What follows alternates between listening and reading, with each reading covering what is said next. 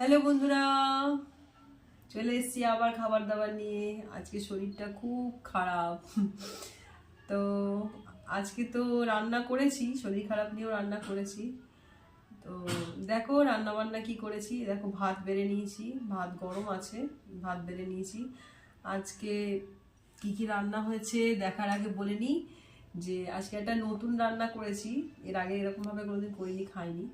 দেখি তোমাদের কেমন লাগে। যদি ভালো লাগে অবশ্যই ভিডিওটা লাইক কমেন্ট শেয়ার করো, আর এইভাবে ভালোবাসা দিও, সঙ্গে থেকো। তো চলো এসো দেখে নাও। কারি কালার হয়নি খুব একটা, দেখতে পাচ্ছ, কেননা বাঁধাকপি সব কাঁচা লঙ্কার তরকারি হয়েছে তো। আর এই দেখো, তো বন্ধুরা আর একটা রান্না করেছি। এই দেখো, কালারটা দেখে তোমরা বুঝতেই পারবে না যে কিভাবে করেছি।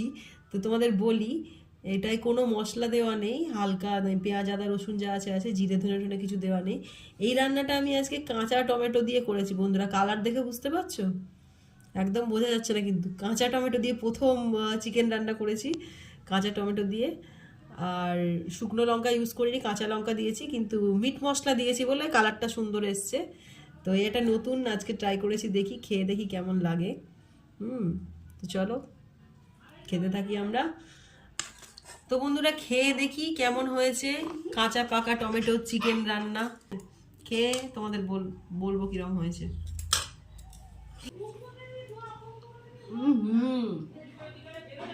দারুণ হয়েছে। আমি খাই। টাটা।